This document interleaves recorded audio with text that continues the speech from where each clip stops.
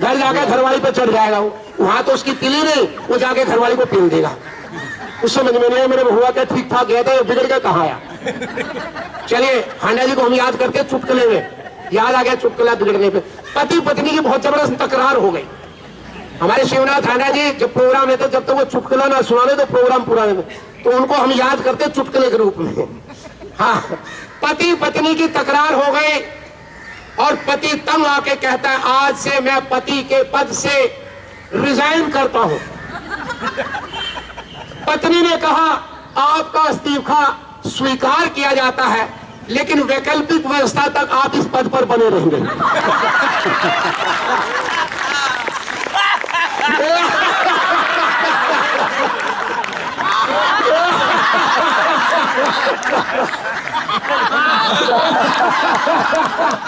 समझ में आया तो हंसना, नहीं आया तो कोई बात नहीं, नुकसान दोनों हाथ घुटनों पर रखे, गुड्डा हंसी बन जाए बच्चा।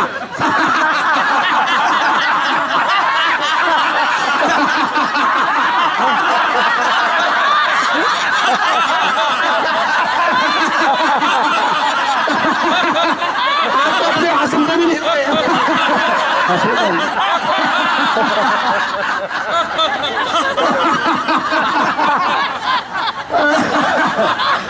आजकल गाड़ियों के पीछे लिखा मिलता है ट्रक पे, वो कहते हैं हंस मत पगली फंस जाएगी। हाँ, हंस मत पगली फंस जाएगी। अब वो कहा कहते, हम तो कहते हैं हंसो, बस किसी के दुख मत पर हंसो। एक पत्नी अपने मायके से चलकर ससुराल पहुंची,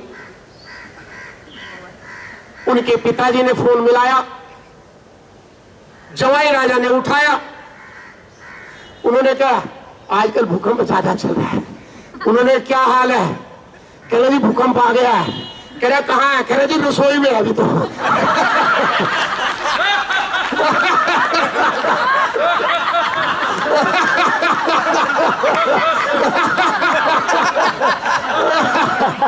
एक बहन जी तो मेरे साथ आप हंस ले कि एक तो कपाल भाती करिए, कहां से आ गए मुझे। अभी आप मेरे से मुंह खसी करना, इस पेट की तसल्ली ना हो जाए, इस ब्रेन की तसल्ली ना हो जाए, इस मुखमंडल की तरह देखो कैसे प्रेशर पड़ता है, पर करने से पता लगेगा, देखने से नहीं। मुंह को खोल दे, आवाज नहीं आए।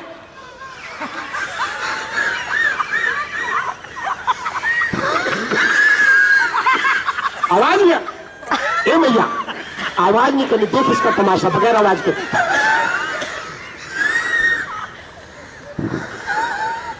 ये तो खोले, घर वालों ने मना किया, बाहर मुंह खोल के मत हंस वीडियो। फिर डॉक्टर को दिखाएंगे, देख लिया पीछे कर बदबू आ रही, जीभ निकाल, वहां खोल लेंगे, यहाँ नहीं खोलेंगे।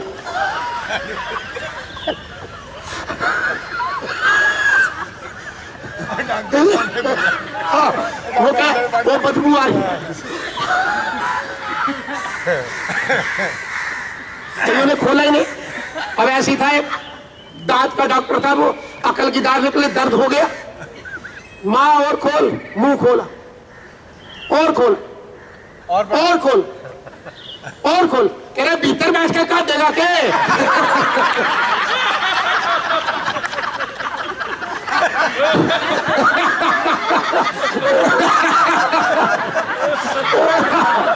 हाथों को फैला दे, हाथों को फैला दे, और मुक्त जी भूल जाए।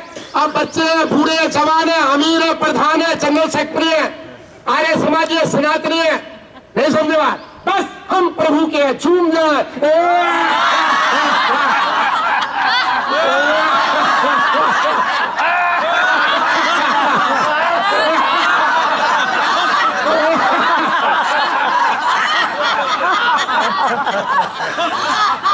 एक मिनट हमारे साथ, हाँ कुर्ता खींच गया, बस मैं कुर्ता खींच गया। हाँ बिल्कुल, मैंने कहा था भी खींच देना, मेरे मुझे थोड़ी पता, मुझे बताया नहीं कि मेरे कितना टाइम है। कह रही है विनोद मित्तर जी चले गए, विनोद शर्मा जी आ गए। तो विनोद शर्मा, हाँ हो गए, चले गए। वो कह रहे भाई साहब मैं यही। अब मेरी बात थोड़ा सा ध्यान से सुनो, सैंपल में लेके चलता हूं मैं। अगर आप योग का अभ्यास करते हैं तो उसका पहला परिणाम ये होगा कि भाई साहब तो गलत बात में क्षमा मांग लेते हैं। अब मेरे पे बोला नहीं जाता जब कोई दो बात करे, चाहे 50 हो 500, अंधेरे में भी मैं जब बोलता हूँ क्लास में तो 350 होते हैं, अगर एक भी वो मोबाइल भी देखने लगे वही टोक देता हूँ। ये कंसंट्रेशन आप अपनी भी खराब करते हो। स्वामी जी कहते कोई ऐसी जरूरी काम है तो फटाफट माइक पे आ जाओ, बता दो, देखो आपके अंदर भी कोई अच्छा भाव आ सकता है, सबको लाभ होगा। जितने बैठे सबके लिए बात कर रहे हैं। हाँ, वो मैं भी सबके लिए कर रहा हूँ, मैं ये सनातनियों के लिए नहीं कर रहा।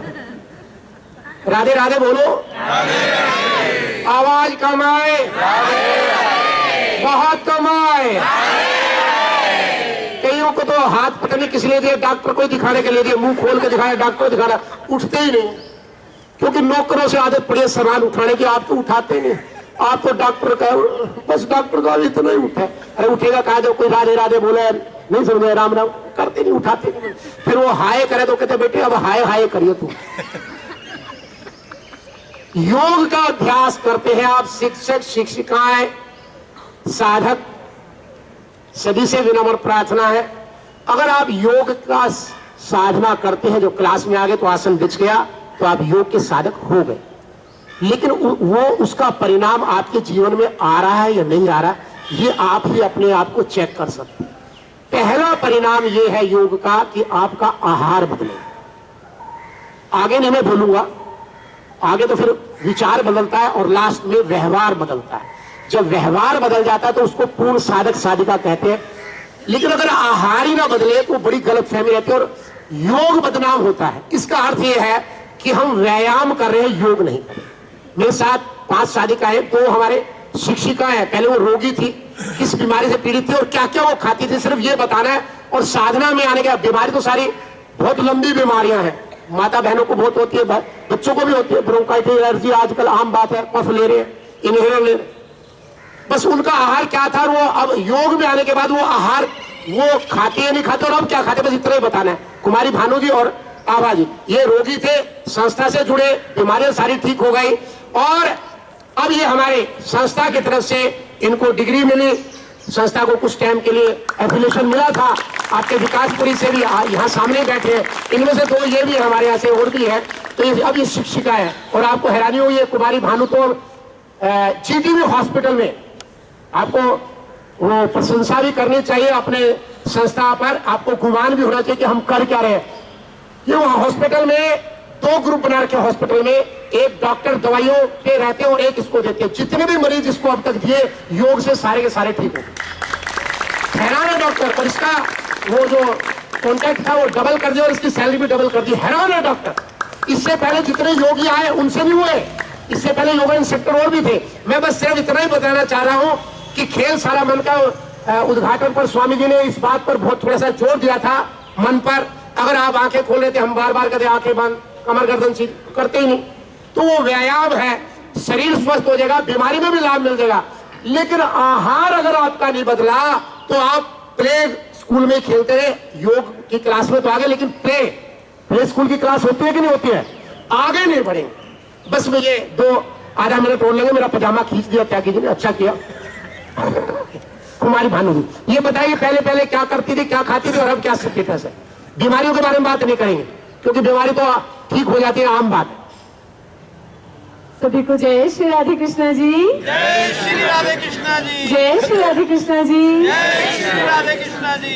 क्लास में आने से पहले, क्योंकि मैंने उस समय में 12th क्लास में ही थी, तो जैसे बाहर का खाना, pizza, burger, chowmein, fast food, chips, Kurkure, cold drink, जितना मैंने खाया शायद ही कोई खा सकता है। मैं रूटीन में खाती थी रोज वो चीजें, और मूवी देखने जाना, रात रात भर पिक्चर्स देखना, मैगजीन पढ़ना, कॉमिक्स पढ़ना, बोर्ड के एग्जाम में मैं ये काम करती थी सारे।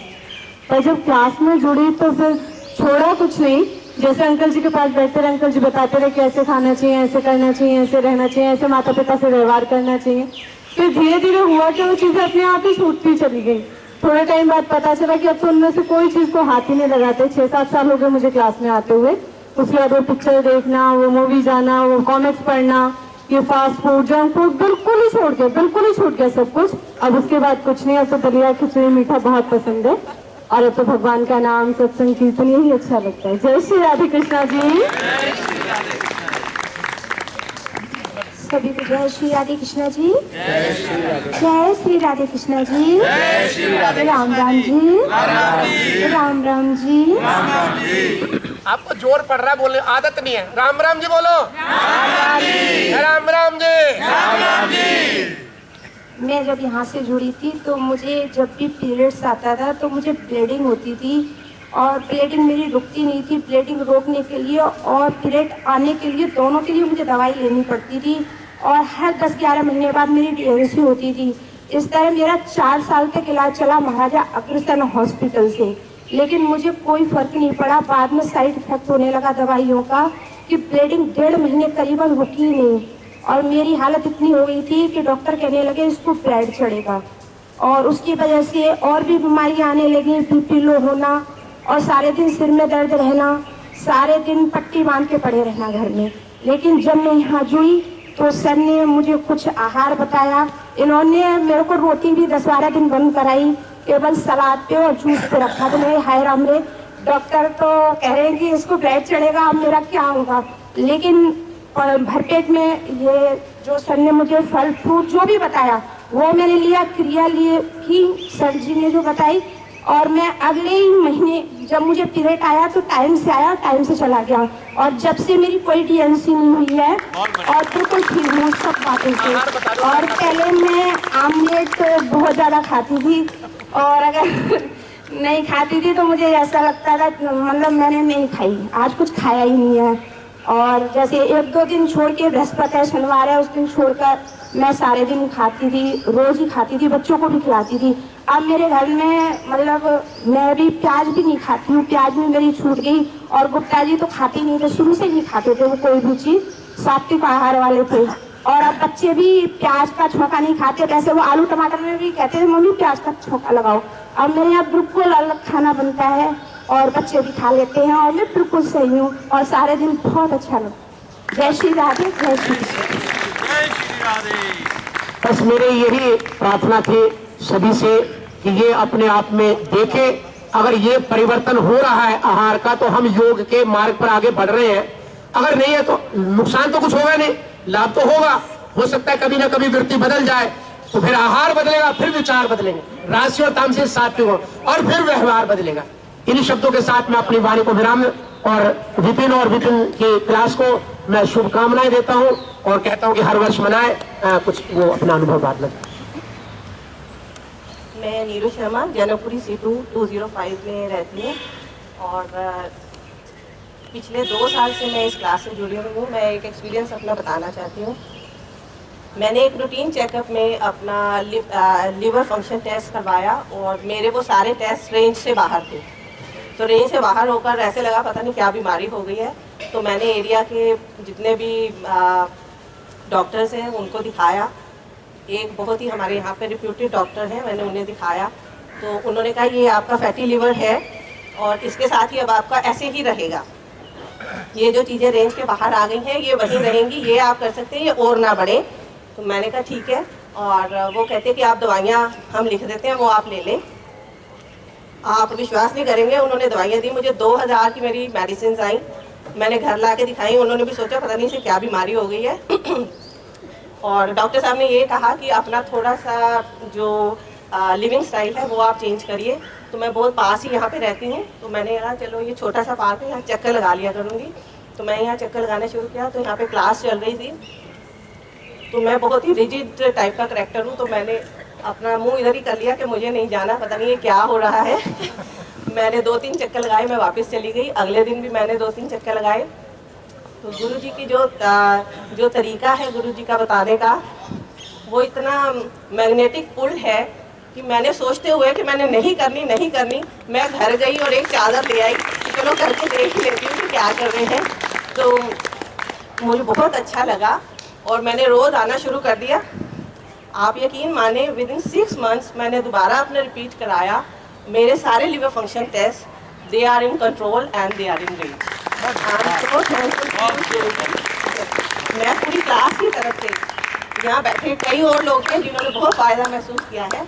मैं सबकी तरफ से आपको शुक्रिया करती हूँ। डॉक्टर साहब बताएं। डॉक्टर साहब 2 मिनट। अच्छा ठीक है।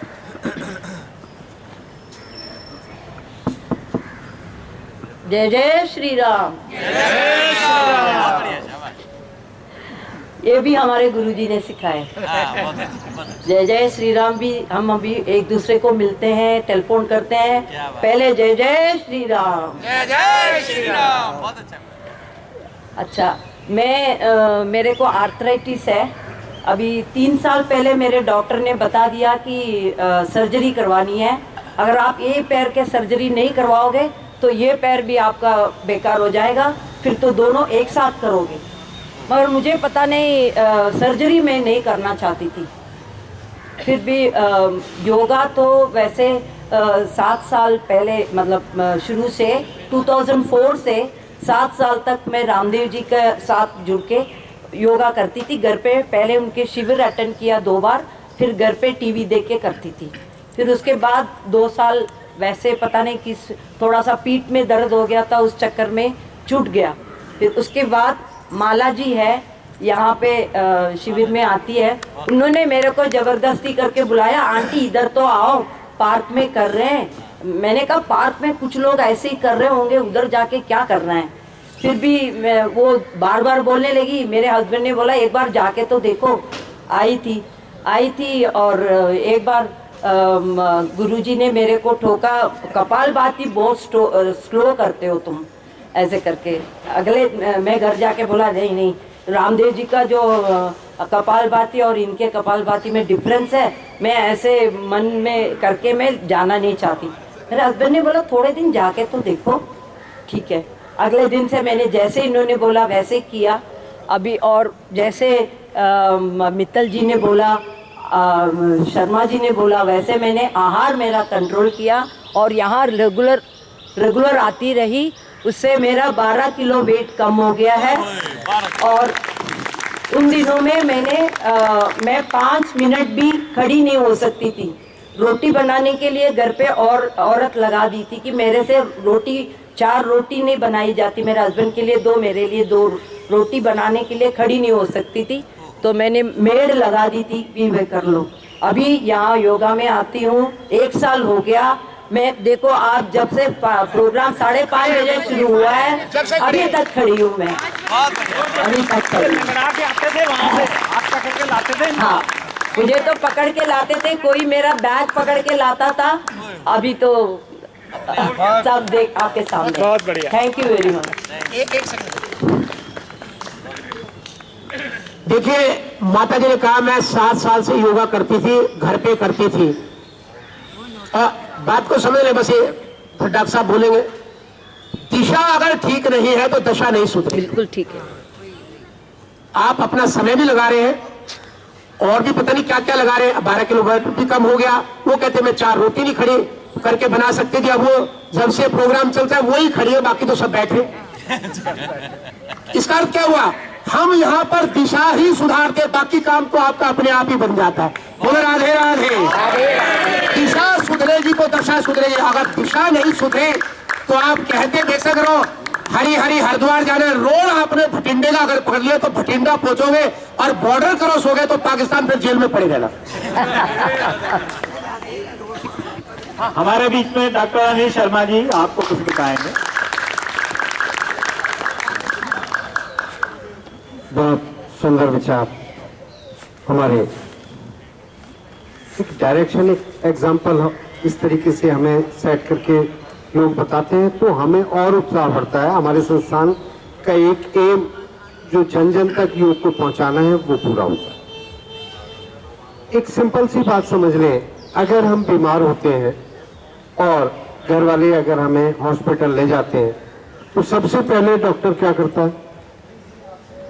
बेड पे लिटा देता है, यही काम करता है। उसके अलावा उसने आपको एक ऑक्सीजन सिलेंडर लगा दिया और एक ग्लूकोज चढ़ा दिया। कुछ दवाइयां हैं या नहीं वो बात की बात है, लेकिन ये 3 काम तो कॉमन सभी के साथ होते हैं। पेशेंट कोई भी हो, कैसा भी हो, उसके साथ 3 ही व्यवहार किए जाते हैं। उसको लिटा दिया, बाहर बोर्ड लगा दिया इनको डिस्टर्ब ना करो, ग्लूकोज चढ़ा दिया, ऑक्सीजन चढ़ा। ठीक, औषधियों ने, दवाइयों ने कोई काम किया या नहीं किया, लेकिन 3 तीन काम हमें समझ आ गए, वही काम अगर हम अपने जीवन में ले आए, सप्ताह में, महीने में, 6 महीने में, साल भर में, क्या कभी हम अपने घर में एक दिन के लिए विश्राम करते हैं? करते हैं क्या? विश्राम करना सीखें। हमें काम भी कुछ नहीं कर रहे, लेकिन और कुछ नहीं तो टीवी देख रहे हैं, मैगजीन पढ़ रहे हैं, और न्यूज़पेपर, जैसा कि अभी भाई जी ने बताया कि तरह पार्क में बैठे चर्चा की था, भूख साधना इसको कहा कि आप एक दिन पूर्ण विश्राम। उसने इंजेक्शन लगा के डॉक्टर ने आपको सुला दिया तो आपसे कोई बात नहीं कर रहा, आप नशे में पड़े हुए हैं पूरा 24 घंटे, पूर्ण मुंह से कोई आहार नहीं जा रहा है, शुद्ध ग्लूकोज चढ़ रहा है आपको, आप केवल रसाहार पर अगर एक दिन रह जाएं, केवल फलाहार पे एक दिन रह जाएं, केवल पानी पर एक दिन रह जाएं, यानी कि उपवास। जीवन में 2 बातें समझ लें, एक तो उपवास कभी कभी कर लिया कर, पूर्ण विश्राम कभी कभी कर लिया कर। उसके अलावा ऑक्सीजन के लिए इतना सुंदर पार्क दिल्ली में, मेरे ख्याल में ये 2 या 4 पार्क ही ऐसे देखेंगे इतने सुंदर। जनकपुरी वालों के लिए धन्यवाद इतने सुंदर पार्क के सर करते कॉलोनी वाले।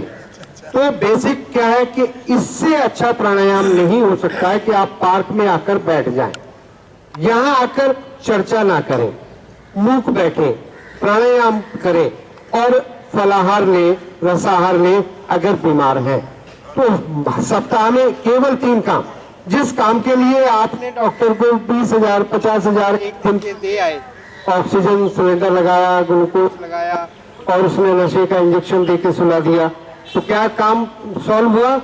विश्राम मिला, शुद्ध ग्लूकोज गया, किसी तरह का वेस्ट नहीं गया आपके अंदर, और ऑक्सीजन।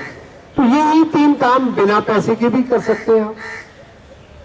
और आपके साथ जो 10 लोग वहां बिजी हुए, कोई देखने जा रहा है, कोई सुनने जा रहा है, कोई डॉक्टर का बिल भर रहा है, कोई कुछ भर रहा है, हाँ, और वो मरीज के लिए कोई नहीं जाता, मरीज के जो अटेंडेंट बाहर खड़े रहते हैं उनसे ही गॉसिप करके आ जाते हैं।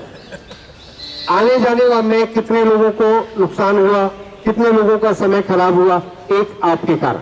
अगर सप्ताह में हम केवल एक दिन ऐसा कर ले, संडे इसीलिए बनाया तो इसीलिए था कि आप विश्राम करें, काम से विश्राम करें। पर हम क्या करते हैं, जो हस्बैंड लोग होते हैं उनकी आदतें कुछ ज्यादा खराब होती हैं। आज संडे है, छुट्टी है, चल पकौड़े बना ले। अरे संडे तेरी छुट्टी है, उसकी भी तो छुट्टी कर, आलू प्याज के उसकी भी तो छुट्टी कर। उस दिन फलाहार खाओ, रसाहार खाओ, सूप लो, जूस लो, इस तरह के अपने शरीर। ओबेसिटी के लिए सबसे सुंदर तरीका सप्ताह में जो एक्स्ट्रा कैलोरी आपकी गई है, एक दिन में व्यवस्थित हो जाएगी अगर आप एक दिन उपवास सप्ताह में रखना सीख लें।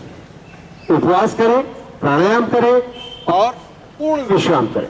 मानसिक रूप से, ना केवल शारीरिक, मानसिक रूप से भी विश्राम करना चाहिए। एक और थोड़ी सी टिप्स आपको देता हूं। हम सबसे पहली डाइट, उठते ही क्या लेते हैं?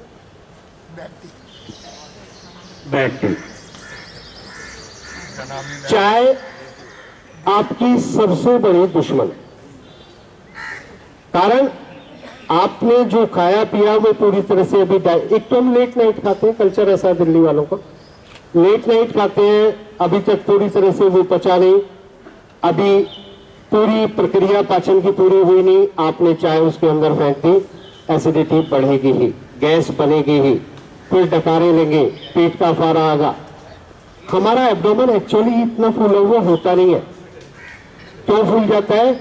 हमारे बड़ी आंतें, जो बहुत मेजर मोटा पाइप जिसको कह सकते हैं, इधर से ऊपर आता है, फिर ट्रांसवर्स जाता है, फिर असेंडिंग, ट्रांसवर्स एंड डिसेंडिंग, उसके बाद रेक्टम में बन जाता है। उसके अंदर पानी का शोषण होता है और उस शोषण की प्रक्रिया अगर पूरी ना हो तो क्या होता है कि वो फूल जाती है। इसी तरीके से पेट फूला फूला हमारा महसूस होता है। आप एक काम केवल करना है, एक हैंड टॉवल छोटा लेना, उसको पानी में डिप करना, निचोड़ना, रात को पेट पे रख के सो जाना। अच्छे से निचोड़ लेना, पानी टपके नहीं, और पेट पे 4 अंगुल नाभि से ऊपर, 4 अंगुल नीचे, दाएं बाएं, बस इतना सा, कोई बांधना कसना नहीं है। पेट पे रख के सो जाना। जो लोग ऐसा करते हैं उनको सुबह मोशन बड़े अच्छे से होगा, फ्रेश हो जाए। पेट की फैट को कम करने के लिए आप आधा मीटर चौड़ी 2 मीटर लंबी खादी की पट्टी लें, पानी में डिप करें, निचोड़ें, सुबह उठते जब यहाँ से योगासन करके जाएं अच्छे से लपेट लें, उसके ऊपर एक कोई शॉल या कुछ लपेट के पौना घंटा के लिए आप उसको रखें। उस बीच अगर फैट को बर्न करना है तो 1 कप गर्म पानी सिप सिप करके पीते रहे, जैसे चाय पीते हैं। इमेजिन करने के आप चाय पी रहे हैं पर उसमें कुछ होना नहीं चाहिए, केवल गर्म पानी। तो स्वेटिंग होगी, आपको स्वेटिंग होगी और एक्स्ट्रा कैलोरी आपकी बर्न होगी, पेट का इंच लॉस होगा। कितने लोगों को पेट कम चाहिए? अपना हाथ खड़ा कर देंगे। जिनका कम है, उन्होंने भी हाथ उठा दिया, जिनका है ही नहीं वो भी हाथ उठा कम सबको चाहिए। देखिए, ये मैं विपिन जी से फिर पूछूंगा और अपनी रिपोर्ट अपने 1 हफ्ते बाद विपिन जी को देना। ये पेट का फूलना, भारीपन रहना, डाइजेशन रहना, कॉन्स्टिपेशन रहना, केवल इस पेट की पट्टी से ठीक हो सकता। प्लस एक ड्रिंक आज आपको बता के जा रहा हूं, इसका मैंने नाम दिया 0 कैलोरी ड्रिंक। हमें पीने को भी चाहिए और कैलोरी भी गेन। हम कैलोरी गेन में अगर हम समझ लें कि हम ब्रेकफास्ट, लंच, डिनर, ये 3 मेन मील मानते हैं ना, हम उन पे कंट्रोल कर लेते हैं। 4 चपाती खाते थे, 2 कर ली। सुबह 2 पराठे खाते थे, पराठे छोड़ दिए। फिर भी कहते हैं विपिन जी आपने बताया था, हमने तो ये मील ठीक कर लिए, फिर भी हमारा वेट लॉस नहीं हो रहा। लेकिन जो एक्स्ट्रा मील, एक्स्ट्रा कैलोरी हमारे अंदर जाती है, 1 चाय 2 बिस्किट आप लेते हैं, 300 कैलोरी ले लेते हैं। दिन में 3 या 4 बार ले लेते हैं, कितनी कैलोरी चली गई? ये अनकाउंटेड कैलोरी होती है जिसको हम गिनते ही नहीं। किसी से मिलने गए तो चाय पी, किसी कोई घर पे आया तो चाय पी, आपने चाय का कप रखा ही है, अभी कोई मिलने आ गया फिर उसका साथ देने के लिए पी लेते। तो ये अनकाउंटेड जो कैलोरी होती है ये ओबेसिटी बढ़ाती है। ये लंच, डिनर और ये ब्रेकफास्ट, इनको तो कंट्रोल किया जा सकता है, लेकिन इनसे भी ज्यादा जरूरी है आप जो मैं ड्रिंक बनाने जा रहा हूं आप अपने गेस्ट को भी पिलाएं। फिर एट ए टाइम 100 गेस्ट भी आ जाए, आप घबराएंगे नहीं।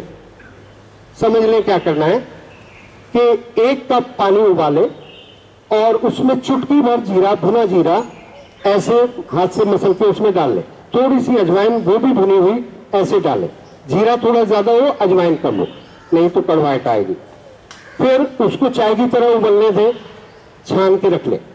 उसमें 5-7 बूंदे नींबू रस, चुटकी भर काला नमक, आधा चम्मच शहद। जो डायबिटिक है शहद ना मिलाएं, जो हाई बीपी से पीड़ित है वो नमक ना मिलाएं। बाकी नॉर्मल व्यक्ति हैं तो यही करें, 1 कप पानी उबाले, उसमें चुटकी भर जीरा, चुटकी भर अजवाइन को चाय की तरह उबाल दें और देखें उसका कलर भी चाय वाला होगा।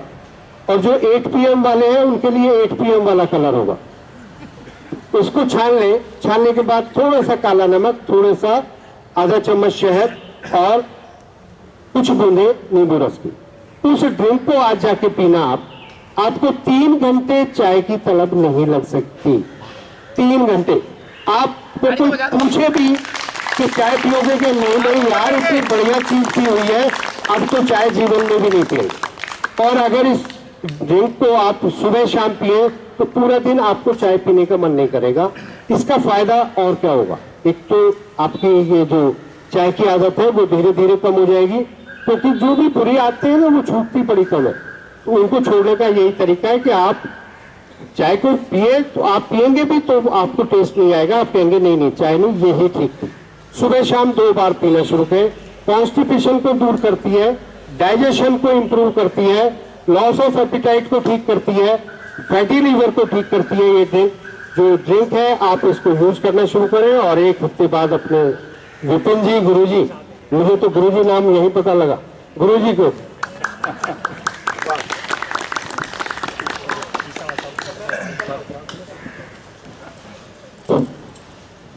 शांति पाठ करेंगे। उससे पहले 2 मिनट की बातें सिर्फ, और उनके लिए है जो पार्क में आते नहीं, इसलिए जरूरी है क्योंकि उनमें थोड़ी सी अकल आ जाए पार्क में आने के लिए। आप कौन सी हवा अंदर लेते हैं श्वास में? ऑक्सीजन। बाहर कौन सी छोड़ते हैं? Carbon dioxide. एक श्वास में, हल्के से श्वास में कितनी छोड़ते हैं? आधा लीटर। एक श्वास में, हल्के से श्वास में, लंबा गहरा नहीं, हल्के से श्वास में आधा लीटर छोड़ते हैं। आधे लीटर। अगर आप अपने कमरे में बाहर नहीं निकलते और रात